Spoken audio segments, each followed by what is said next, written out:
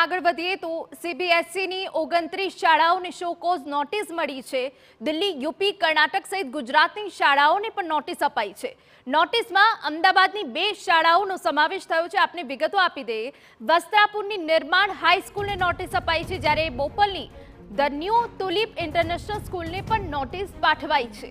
બંને શાળાઓમાં ડમી વિદ્યાર્થીઓ હોવાનું સામે આવ્યું। સીબીએસઈએ કુલ 29 શાળાઓમાં અચાનક નિરીક્ષણ કર્યું હતું, જેમાં અમદાવાદની આ 2 શાળાઓ છે। 18 અને 29 ડિસેમ્બરે 29 ટીમ સાથે આ ચેકિંગ કરવામાં આવ્યું હતું। 18 અને 19 ડિસેમ્બરે આ ટીમ સાથે ચેકિંગ કરાયું હતું। અનેક શાળાઓમાં નિયમોનો ભંગ થતો હોવાનું સામે આવ્યું। બોર્ડની માળખાકીય સુવિધાઓનો પણ અભાવ જોવા મળ્યો। કેટલીક શાળાઓમાં ડમી વિદ્યાર્થીઓ સામે આવતા કાર્યવાહી કરાઈ।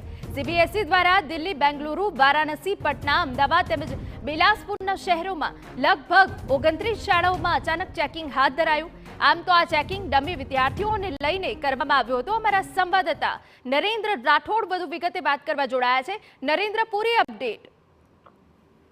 જી, સીબીએસઈની અલગ અલગ ટીમો દ્વારા અલગ અલગ રાજ્યોમાં તપાસ કરવામાં આવી હતી અને એ તપાસ 18 અને 19મી ડિસેમ્બરના રોજ કરવામાં આવી હતી અને આ રોજિંદા તપાસ થતી હોય છે।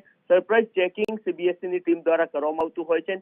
એ જ ચેકિંગ અમદાવાદમાં પણ કરવામાં આવ્યું હતું અને સમગ્ર દેશની કુલ 29 શાળાઓ એવી સામે આવી છે કે જ્યાં ડમી વિદ્યાર્થીઓ અથવા તો આ સિવાય જે સીબીએસઈના નોર્મ્સ છે એ મુજબની માળખાકીય સુવિધાઓ એ શાળાઓમાં ન હતી। એ જ બાબતને ધ્યાનમાં રાખીને આ તમામ શાળાઓને શોકોઝ નોટિસ પાઠવવામાં આવી છે અને એ જે શોકોઝ નોટિસ પાઠવવામાં આવી છે એમાં અમદાવાદના બોપલ વિસ્તારની the new tulip international school અને એ સિવાય વસ્ત્રાપુરમાં આવેલ નિર્માણ હાઈસ્કૂલને પણ નોટિસ ફટકારવામાં આવી છે। આ બંને શાળાઓમાંથી ડમી વિદ્યાર્થીઓ હોવાની બાબત પણ સામે આવી હતી। આ પ્રથમવાર નથી કે જ્યાં ધોરણ 11 અને 12માં ડમી વિદ્યાર્થીઓને લઈને વિવાદ ના થયો હોય। ગઈકાલે પણ બોર્ડના જ એક પૂર્વ સભ્ય દ્વારા રાજ્યના શિક્ષણ મંત્રી અને મુખ્યમંત્રીને પણ આ જ સંદર્ભમાં પત્ર લખવામાં આવ્યો હતો કે મોટા શહેરોની અનેક શાળાઓ એવી છે કે જ્યાં ડમી વિદ્યાર્થીઓ ખૂબ મોટા પ્રમાણમાં છે, એમની સામે કામગીરી પણ કરવામાં આવે।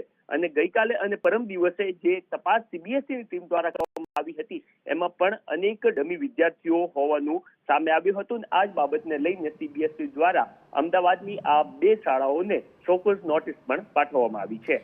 બિલકુલ આભાર નરેન્દ્ર। જો કે શાળાઓ સામે કાયદાકીય કાર્યવાહી કરવા ઉપર પણ વિચારણા ચાલી રહી છે।